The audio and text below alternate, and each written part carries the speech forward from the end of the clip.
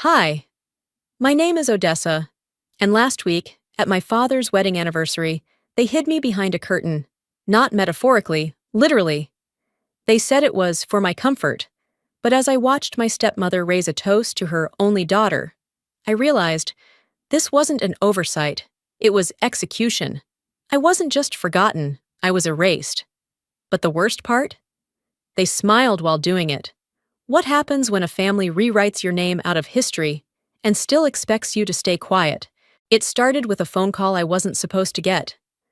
I was standing by the window, sipping tea, when Marilyn called. Her voice came through warm and familiar, but with an edge of hesitance I hadn't heard before. "Just checking if you need help with your dress for the party, Miss Odessa," she said, as if we'd spoken about it already. My fingers tightened around the ceramic cup. "What party?" There was a pause, a beat too long. "The anniversary tomorrow," she answered quickly, almost too quickly. "Mr. Ellis and Mrs. Vera's big celebration. 30 years, you know." Of course I knew. I'd seen the local papers touting it as the event of the season. What I hadn't seen was an invitation. I let her words hang in the air for a moment, unsure whether to press or let it slide. "I must have missed the invite," I said calmly, though my heart thudded with a familiar ache. Marilyn hesitated again. Maybe it went to the wrong address." I smiled tightly. "Maybe." "Mistakes happen," I said. Her reply came quietly, like a whisper she didn't want heard. "Mistakes don't forget your name, honey." After the call ended, I stood motionless. I scrolled through the family group text, brimming with photos of the estate being decorated, snapshots of Vera and Callista holding wine glasses with perfectly white smiles, captions like, "Almost ready," and "Countdown to 30." Not a single mention of me. I sat down, opened my laptop, and booked a flight. I told myself I was doing it for my father. He'd raised me, flawed, quiet, but present. Surely he didn't know I'd been left out. In my suitcase, I packed the emerald necklace my mother left me, tucked into a cloth pouch, the same one she wore in their old wedding photo. She wasn't part of this new marriage, but I needed her close.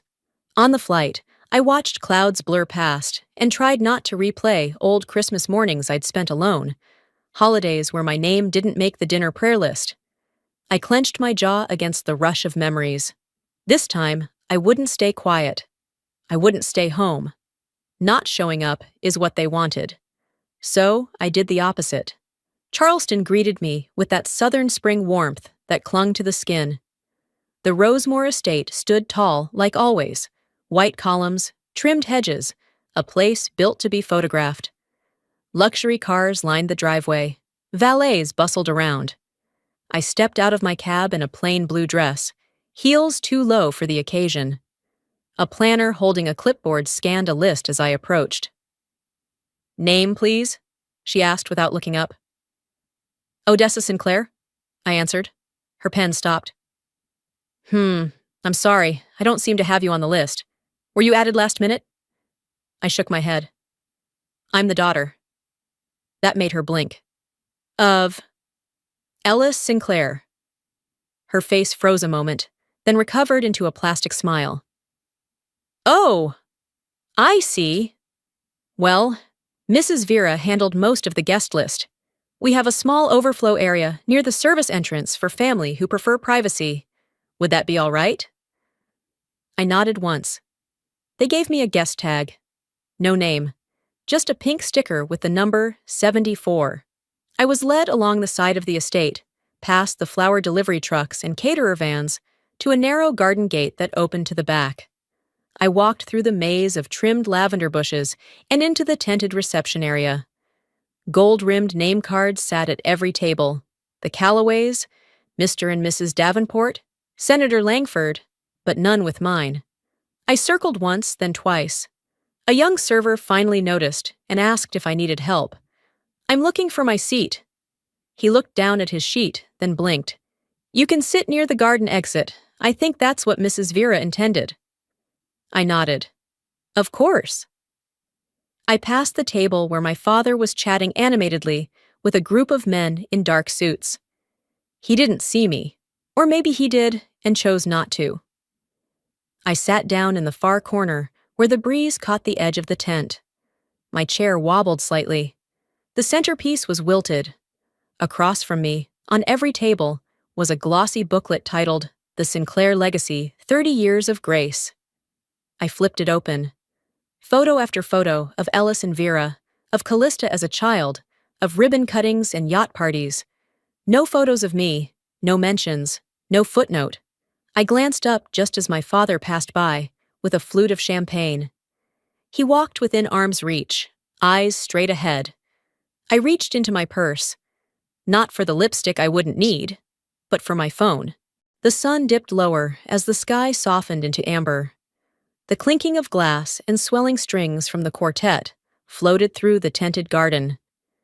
I hadn't moved from my chair, not because it was comfortable, it wasn't, but because I didn't know where else I was allowed to go, or rather, where they'd feel okay with me being seen. That's when the boy appeared, barely 20, with a headset looped around his ear and a clipboard held too tightly. He smiled like someone who still believed smiling could fix things. "Miss Sinclair?" he asked. I blinked.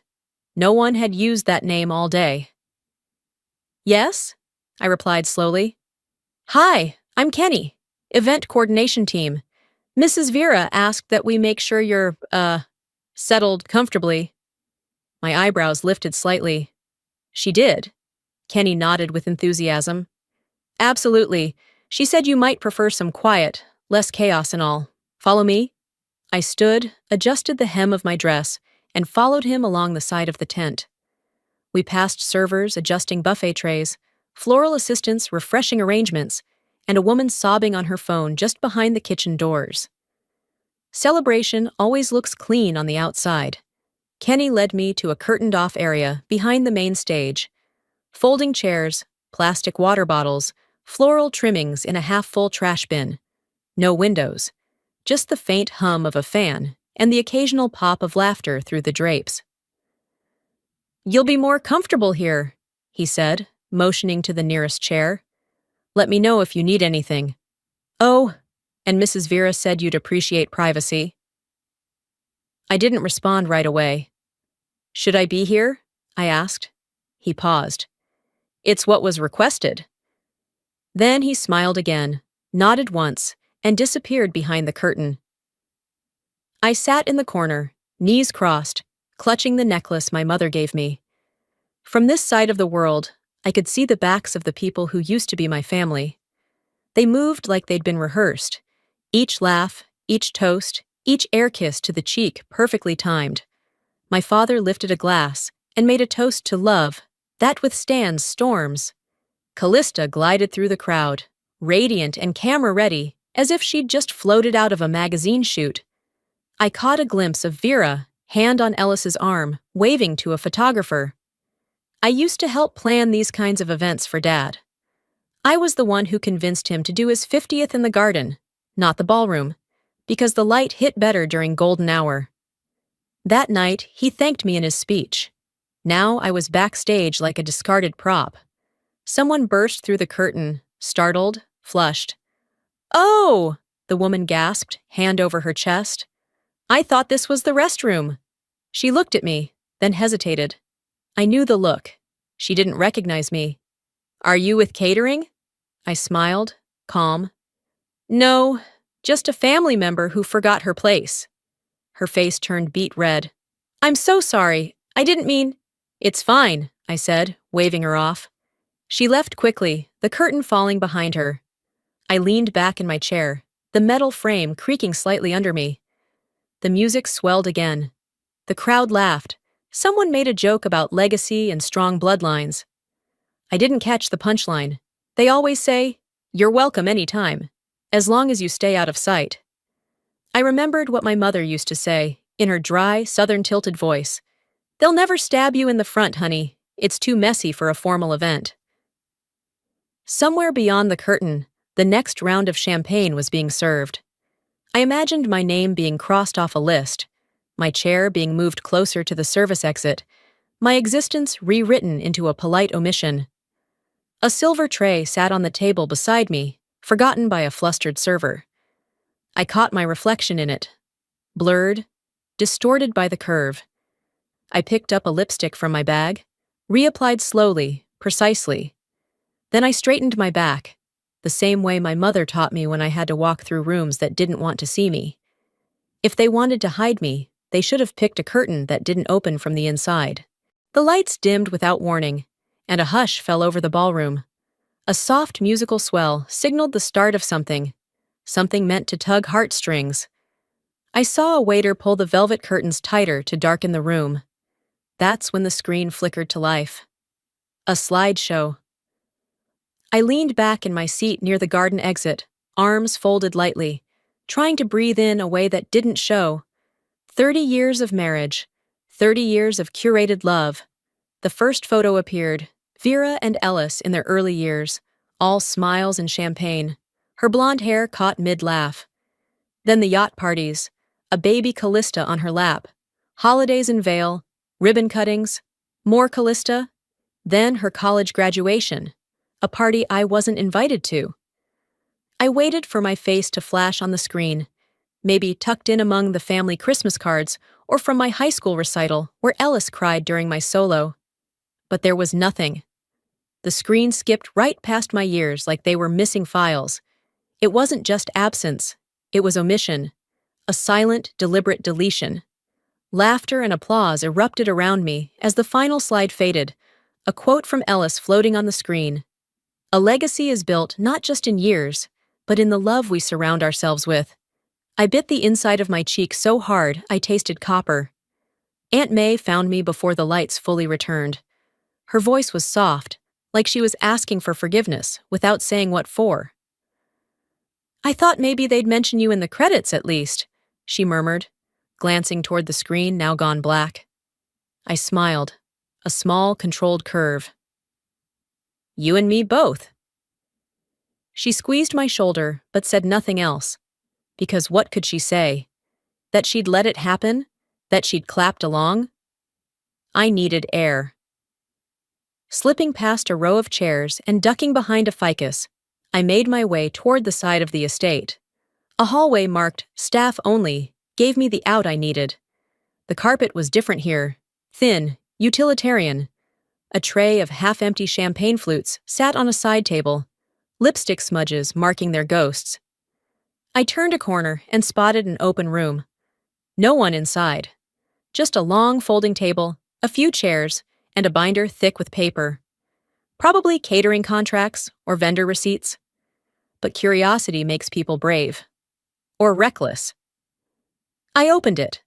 Tabs, colored flags, scribbled notes in Vera's precise handwriting. I flipped quickly through it, eyes scanning for something, anything, that explained why I'd been erased. Near the back, folded between a table map and a floral invoice, was a crisp document. I knew the font. I knew the letterhead. An older copy of Ellis's estate draft. There it was. My name, Odessa Sinclair, listed beneath primary heirs. But someone, presumably Vera, had drawn a thick red line through it. Next to it, in pen, a note. Legacy adjustment. Vera approved.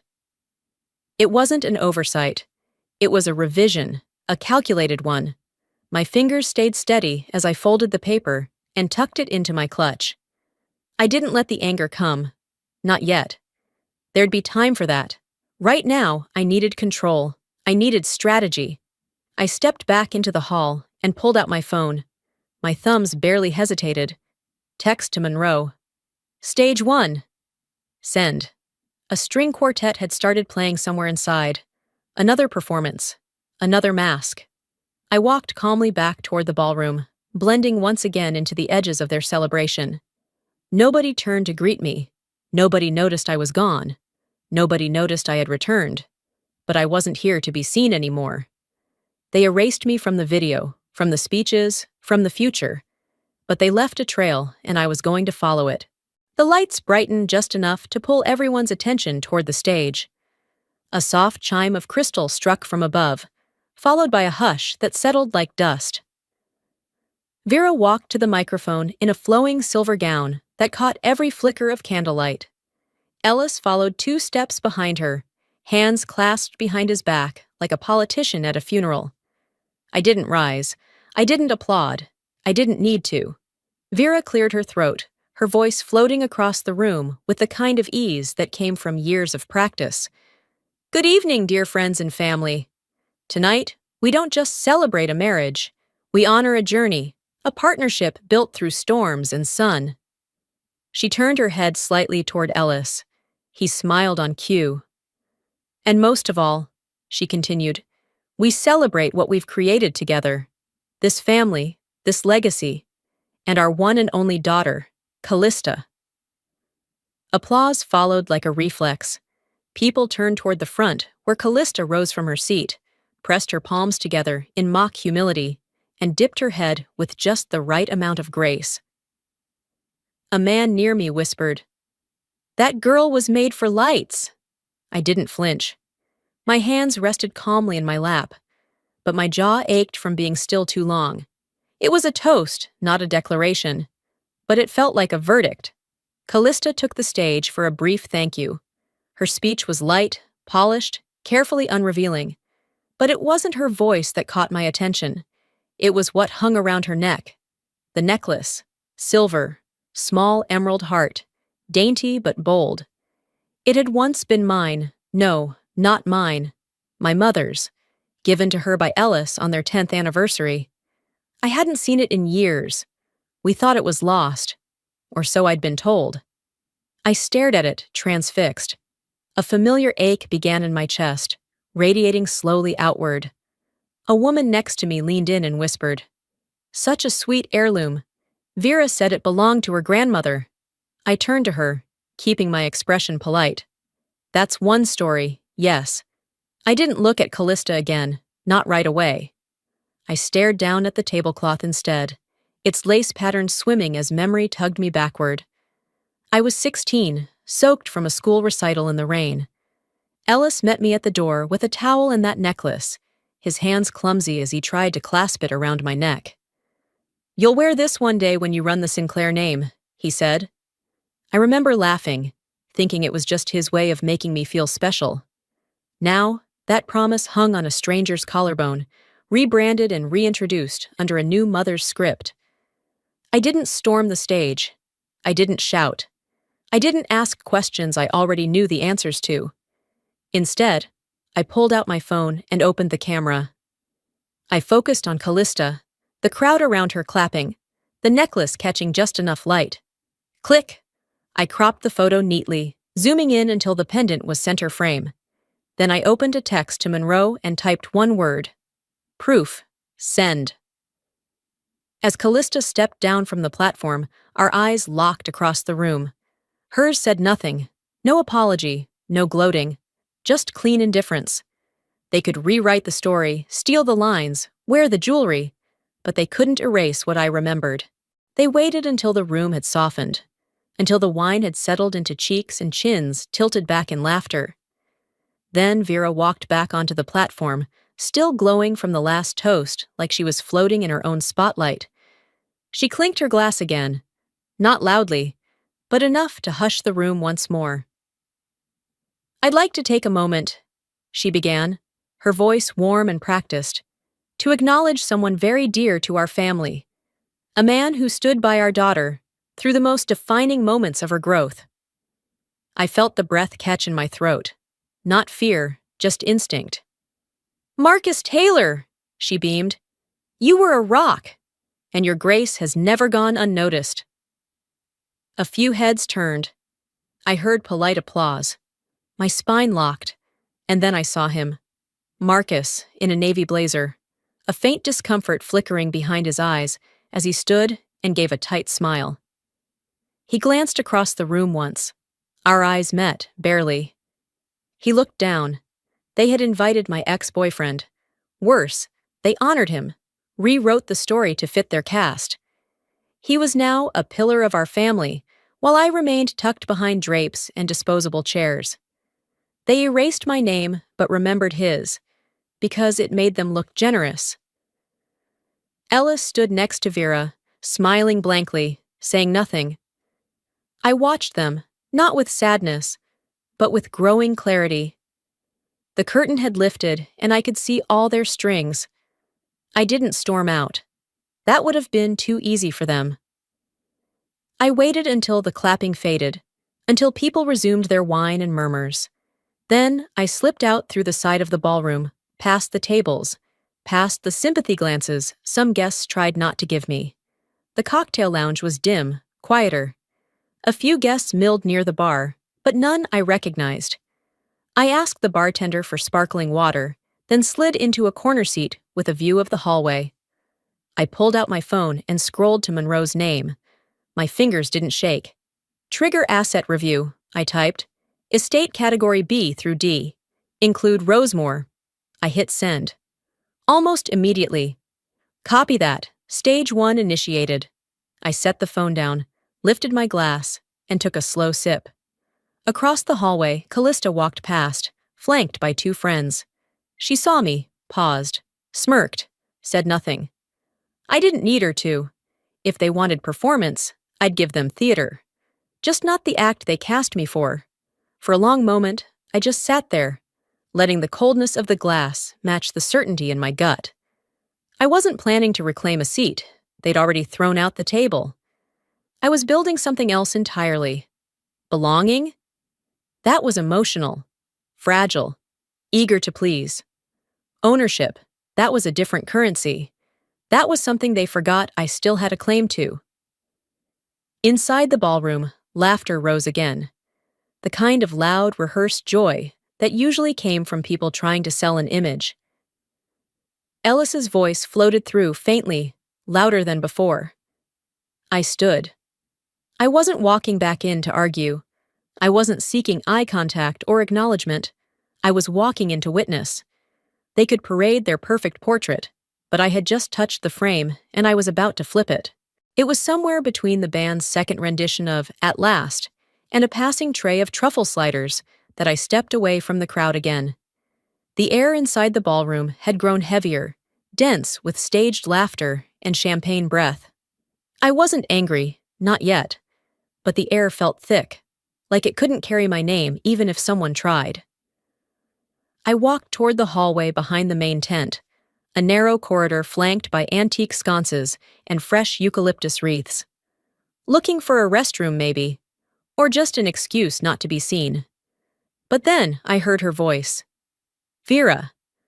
I stopped just outside the opening to a dim alcove where she stood speaking to 3 guests dressed in matching ivory. The kind of people who always knew where the camera was. Her voice was clear and casual, like she wasn't hiding anything. This family didn't survive because of Ellis, she said, one hand on her hip. It thrived because I cleaned up the mess he left behind. The group chuckled softly, like she'd just made a witty remark about a salad. And everything that girl lacked in poise, Callista makes up for in legacy, she added. I mean, really, it was like scrubbing a nameplate clean. The words didn't punch, they sliced. I stepped forward just far enough that one of the women caught my eye and faltered mid-sip. Vera hadn't noticed me, or she had and didn't care. So now I wasn't just missing from the picture. I was the mess that needed cleaning. I didn't give her the satisfaction of a reaction. I turned and kept walking, deeper into the less trafficked wing near the bridal suite, past stacked boxes and folded chairs. My shoes clicked lightly against the parquet floor, the only sound in a corridor that felt suspended from the party entirely. There was a storage room I remembered from childhood, a space where gifts were stashed before holidays or where Vera kept seasonal decor. The door was slightly ajar. I stepped in. It was quiet. Cool. A bench sat near the window. On it, a pile of gift bags, one of which had tipped open. Inside, half tucked beneath tissue paper and a glittery card, was a small velvet box. My fingers hesitated for a moment before I reached in. It was light, unassuming. I opened it. Inside was a folded note. The handwriting was instantly familiar. Mom's. The envelope read, "For when she forgets where she came from." I sat down slowly, the weight of it in my hands more potent than anything I'd felt that day. I unfolded the letter. You are my legacy. Not the house, not the name, you. The world may decide your worth by what room you're allowed in, but I see you from the inside. And that's the only view that matters. My throat tightened. I pressed the letter to my chest, eyes closed, letting the words sit against me like a second spine. They thought they were shaping the future tonight. What they didn't know was that I'd just unearthed the part they couldn't rewrite. I pulled out my phone. My fingers moved without hesitation. Text to Monroe. Initiate Phase 2. Use maternal archives. Send. I tucked the letter carefully back into the velvet pouch, then placed it in my bag, next to the will from earlier, and the necklace photo. Evidence. Roots. Bloodlines they couldn't sanitize. As I stepped back into the corridor, a young man in a tux turned the corner and nearly bumped into me. Sorry, he said. Are you with staff? I met his eyes, not unkindly. No, sweetheart, I said. I own part of this estate. You're walking on my inheritance. He looked startled, murmured something, and moved on. I stood there for a moment longer, adjusting my bag over my shoulder, the echo of my mother's words carrying me forward. Then I turned, heels steady, and headed back toward the ballroom. Not to hide. Not anymore. They wanted me out of sight, but I had just found the most visible piece of my past, written in ink they couldn't erase. The sky had darkened into that perfect shade of evening blue, where string lights begin to outshine the stars. From my spot near the edge of the garden patio, I watched the staff adjust lighting and position flower arrangements like they were sculpting a final act. The air smelled of lavender and roasted lamb, but the scent couldn't cover the staleness I'd grown familiar with, the artificial kind of cheer that clung to this family like cologne. A young woman with a press badge hovered near the center trellis, notebook in hand, waiting. That's when I heard Vera's voice, low and directive, guiding her like a stage manager behind the curtain. Make sure you capture her against the Sinclair crest, she said, and mention her title exactly as written. She's the future. Callista appeared moments later, clad in a soft rose silk dress, the kind that moved even when she stood still. She posed in front of the large vinyl backdrop, a print of the Sinclair family seal, which, ironically, my mother had designed decades ago when she was still alive and still married to Ellis. Vera handed the reporter a printed bio. Callista Sinclair, brand strategist, heir to the Sinclair vision. I whispered to no one in particular. Funny. My mother drew that crest, and her name's nowhere near it. No one heard. It wasn't meant for anyone but me. Before the woman could begin her questions, the crunch of tires on gravel broke the background chatter. I turned and saw it, a black sedan pulling up quietly, the back door opening without fanfare. Monroe stepped out, sleek and composed in his usual gray suit. No one noticed him but me, which was exactly how he liked it. He made his way toward me with purpose, no rush, no hesitation. When he reached me, he didn't speak, just handed me a slim envelope.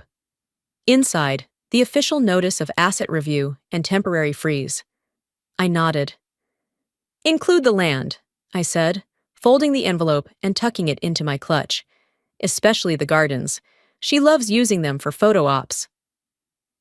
He didn't respond, only offered a small nod and turned toward the house. I followed from a distance, just close enough to witness the ripple begin.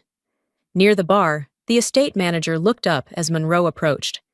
He accepted the document and read the first few lines before glancing up. Eyes wide, but lips tight. 3 guests nearby paused mid-sip. I heard the whisper pass between them like an electric current. Is something happening with the estate? Monroe didn't linger. He stepped back, adjusted his tie, and vanished again into the shadows. From across the patio, Vera noticed the tension.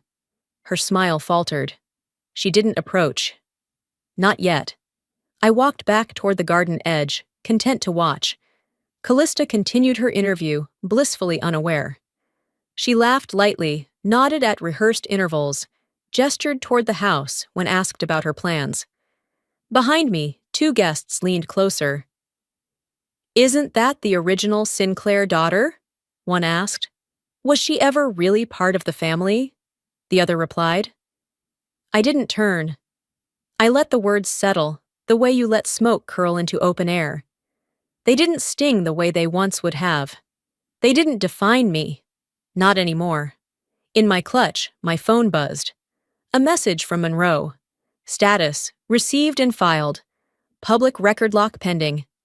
I opened a new message and typed slowly, deliberately. Now we watch the ripple. Send. They made Callista the face of the future, but I had just reminded them who built the foundation. The applause from Callista's interview had barely faded when I slipped through the side corridor near the wine room. My heels moved soundlessly over the polished floor, yet each step thudded through my chest like a private metronome counting down. I hadn't spoken to Ellis all evening, not since he smiled during Vera's speech and pretended not to see me. But he found me anyway. He didn't call my name, just walked up with that strained, rehearsed smile I'd come to associate with family dinners that ended with silence instead of dessert. "Odessa," he said, soft and slow, like he'd never practiced saying it. "Please, let tonight be about peace." I didn't respond. "We've worked so hard for this image," he added, eyes drifting toward the direction of the patio. "Don't ruin it." My throat didn't tighten. My heart didn't race. I'd already spent those responses hours ago. I just watched him. "Whose piece, Dad?" I asked. "Yours? Or mine?" He didn't answer. He only nodded, like he understood, which made it worse. It's strange watching the man who raised you bow to someone who didn't. Stranger still to feel nothing when he does. He left me there in that narrow hallway, alone with a ficus tree and a lifetime of choices made without me. I waited a moment longer, then walked back toward the terrace. The air outside was heavier now, thick with humidity and the scent of expensive perfumes and evening smoke. A string of guests hovered near the bar, the edges of their sentences curling with gossip. That's when a woman with a clipboard approached me, smiling the way people do when they're about to be rude with kindness. "Miss Sinclair?" she asked. "Yes." "I'm so sorry," she said, stepping closer. "But Mrs. Vera asked if you could, leave a little early tonight. She's just concerned about possible misunderstandings." I felt heads turn, not all at once, more like a ripple. A few glanced up from their glasses, others paused their laughter. I smiled gently. "Of course. Tell Mrs. Vera I'd hate to confuse anyone with my presence." Then I turned and walked, past the terrace, past the string lights and their manufactured warmth, through the corridor where Ellis had stood moments ago, and out into the garden path leading to the front. No one followed. That was the final straw, not the erasure, not the necklace, not even the fake legacy on camera. It was the precision of the dismissal, the way they made it feel administrative. Somewhere along the path, I stopped and let the dark wrap around me. I remembered being 14, told by a teacher I was a bit too much in class. How I learned to shrink for space. How I said yes to silence because it seemed easier than explaining my presence. That silence was never peace. It was permission. I pulled out my phone and opened a message to Monroe. "Start asset mapping. Include brand name derivatives. Don't notify them, yet." I tucked the phone away, didn't slam it, didn't cry. I kept walking down the estate path, past the manicured shrubs, the stone benches where Vera liked to stage photo shoots in the fall, past the pebbled fountain Callista claimed was her favorite thinking spot. My spine stayed straight. My shoes didn't falter. As I reached the front gate, the fireworks began behind me, exploding into the sky with calculated drama. Reds, whites, golds. Her moment. They thought pushing me out would end the noise. But I had just learned how to make thunder. The morning after didn't feel like morning.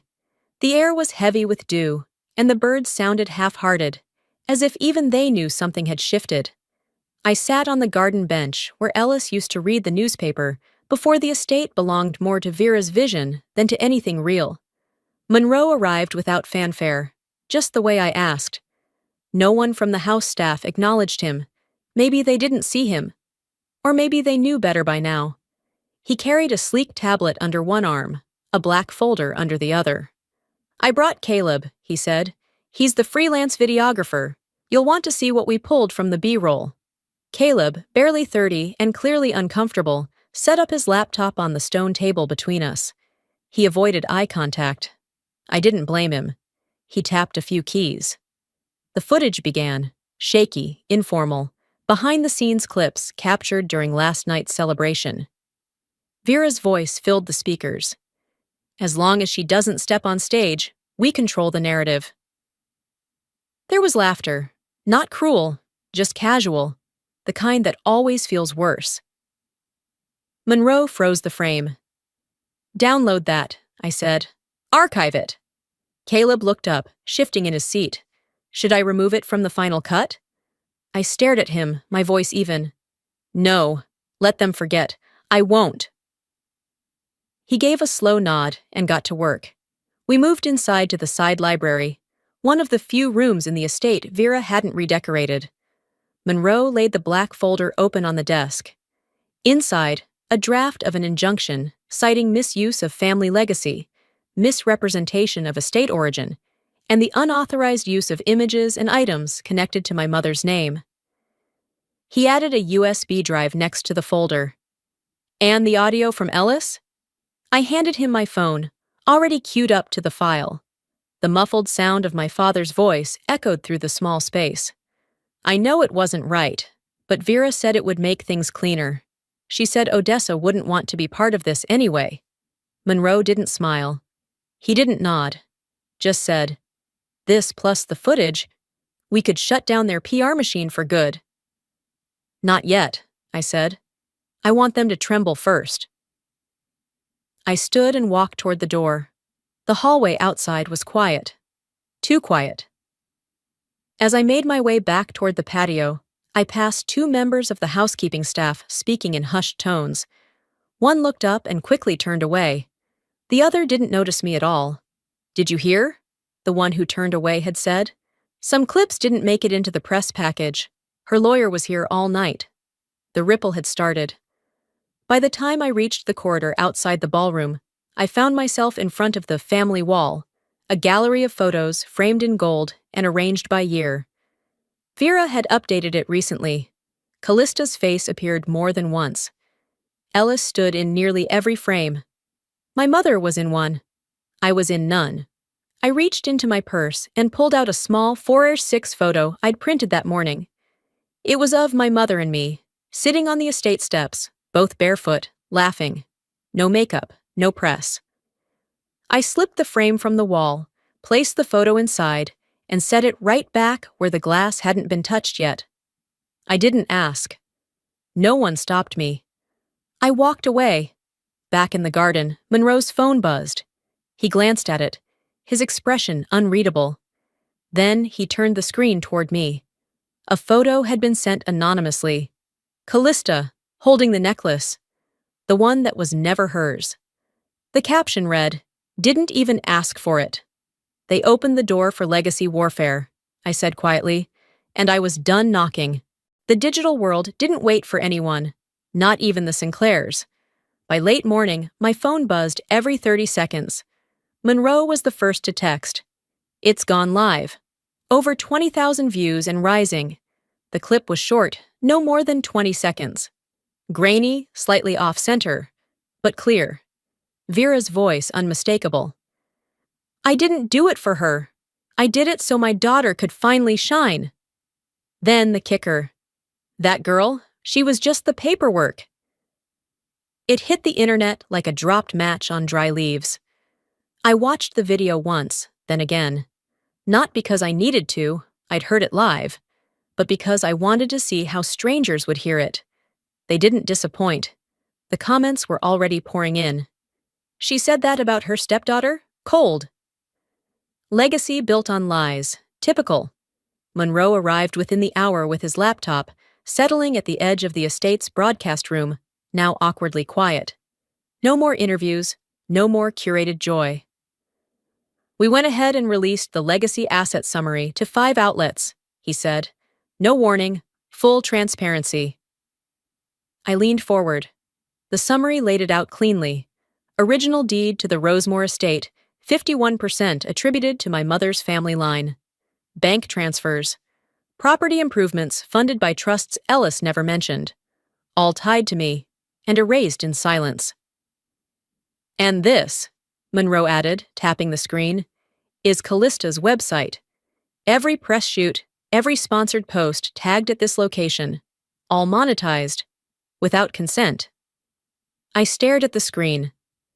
They thought nameplates meant ownership, I said. They forgot about deeds. By noon, the blowback was in full swing. Twitter lit up with threads. Legacy gossip forums unearthed old gala photos where I'd been cropped out. Former donors to Vera's foundation asked for audits. The foundation's Instagram page went from congratulatory comments to long threads demanding statements. I opened my phone and scrolled quietly. Imagine erasing your own daughter for clout. Callista isn't legacy, she's marketing. It wasn't all support, but the tide had turned. And that was enough. I'd barely had time to sip my coffee before a new message came through. No name attached, just a number and a single line. The footage didn't leak from media. Someone inside the house sent it. I stared at the screen, then slowly saved the contact under a new name, Echo. There were too many fingerprints now for Vera to wipe clean, too many whispers she couldn't bleach. I walked to the side window overlooking the garden. From here, I could see the bench where my mother used to sit with me, back when roses still climbed the trellis instead of PR banners. The vines were gone now, ripped out for aesthetic symmetry. Monroe stepped back into the room. They're calling a meeting at the board, he said. They want to explain themselves. I didn't look away from the window. Let them talk, I replied, straightening my blazer. I've got receipts. They built a legacy on performance, but now the curtain was wide open, and the lights were theirs to face. The boardroom at Rosemore had been redecorated to feel modern. Minimalist chairs, frosted glass, gold fixtures. But beneath it all, it still reeked of old decisions, some of them mine by birthright, others erased with a smile and a lawyer. Vera sat at the head of the table, posture upright, fingers laced like she was hosting a fundraiser. Callista was to her left, her eyes cast downward, silent. Ellis took the seat across from me, not meeting my gaze. Monroe stood just behind me, quiet but unmistakably present. He placed a folder on the table. Nothing dramatic, just a quiet thud of consequence. Vera was the first to speak. We understand there's been noise. Truth, I said. That's what you're calling noise now. She smiled, small, condescending. Social media thrives on hysteria. We know how quickly stories spiral. Ellis leaned forward. We just want this to calm down. The press is asking questions. I looked at him. You weren't silent. You were complicit. He didn't argue. Monroe opened the folder, sliding forward a series of documents. Screenshots, property records, excerpts of estate drafts with my name crossed out in red ink, the video transcript of Vera's off-the-record confession. Your foundation's filings, he said, and a detailed timeline of when Odessa's identity was actively removed from public materials. Vera shifted, but didn't lose her poise. So what is this really about? Money? Position? I leaned in slightly, voice clear. I'm not here to negotiate. I'm here to correct the record. The silence in the room was thick. Even Callista, who hadn't spoken once, looked up at that. No one raised their voice. No one cried. Just a line drawn in ink and legacy. After the meeting, I stepped outside. The sun had dipped just enough to cast the estate garden in that golden light photographer's chase. I heard the door creak behind me and knew it was him before he said a word. Ellis. He didn't speak right away. He stood beside me at the fountain, hands clasped in front of him, like the weight of silence was easier to carry than truth. "You know I never meant for you to feel like this," he finally said. I turned my head toward him, not with anger, just finality. "You didn't have to say it, Dad. You just had to stand there while she said it for you." He started to say something else, but I was already walking. The path curved past the old rose trellis, now bare. I remembered being 10, running barefoot down this gravel with my mother laughing behind me. We'd taken a photo near the fountain once. It used to hang inside the house. Now it was gone, probably replaced by something curated and neutral. I smiled faintly. Let them replace the photo. They can't replace the foundation. My steps slowed as I neared the front gate. The house loomed behind me, unchanged, unmoved, unaware. Then I heard his voice again, just as I reached the exit. "What do you want from me, Odessa?" I turned slightly, just enough to meet his eyes. For the first time, he looked like someone waiting to be forgiven. "I want nothing," I said. "That's the difference between you and me. You still need something to feel whole." The stream went live at exactly 10 a.m. People expected another feel-good clip about Sinclair heritage, probably Vera handing Callista another plaque, Ellis smiling at the edges, Callista branding herself without blinking. But instead, the screen cut to me. I stood in front of the original blueprint of the Rosemore estate. My mother's sketch in charcoal, faint coffee stains still visible in the corners. I was dressed simply, blazer dark, hair tucked back. No jewelry, no set dressing, just presence. "My name," I began, "has been written over, cropped out, tucked behind curtains, and made to feel like a clerical error. But legacy isn't built by spotlight. It's built by those who were never invited to the stage." A pause. I held the letter in my hand, the one my mother wrote before her death. I didn't read it aloud. I just let it rest between my fingers. "They wanted a name to polish," I continued. "I gave them one, and now I'm taking it back." On the screen, the camera cut to a series of documents being slid across conference tables. Monroe delivering notices to legal teams, estate trustees, bank representatives. Every contract that once assumed my silence had been amended. Every photo that once used my face without consent, revoked. They had built their empire on the illusion of unity, and I had dismantled it with proof. Monroe's voiceover played next. Calm, precise, effective immediately, all usage of Odessa Sinclair's name, likeness, and personal history within any Sinclair-branded material, commercial or charitable, is prohibited. The Sinclair Foundation is restructured under new leadership and will fund scholarships for women disinherited by family trusts or erased from public legacy. The live chat under the stream exploded. Then the screen faded to black. At the estate, Ellis sat alone. The office was sterile now, portraits removed, chairs pulled back, like the space no longer knew how to hold people. He tried calling. Twice. I didn't answer. Not because I wanted to punish him, but because I didn't owe him another reply. A week later, I stood in my new home. Nothing grand, but mine. Clean white walls, plants by the windows, shelves not overly styled, just framed memories that belonged to no one else. On the top shelf, I placed a photo of my mother and me, arms around each other, laughing with our heads tilted back. Next to it, a small brass plaque read, "The name I carry was never theirs to give. It was mine to reclaim." Monroe dropped off a folder that afternoon. Final filings, closing the loop.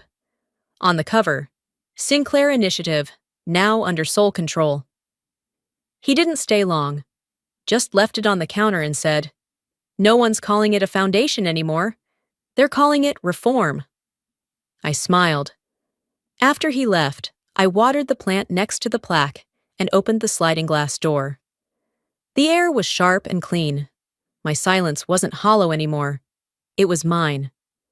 At dusk, I poured myself a glass of iced tea and sat by the window as the last emails from Monroe trickled in, confirming board resignations, media apologies, and one final request from Ellis for a private meeting.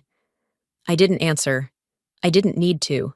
As I closed the door that evening, a quiet fell around the house, not the kind I used to fear. This silence felt earned.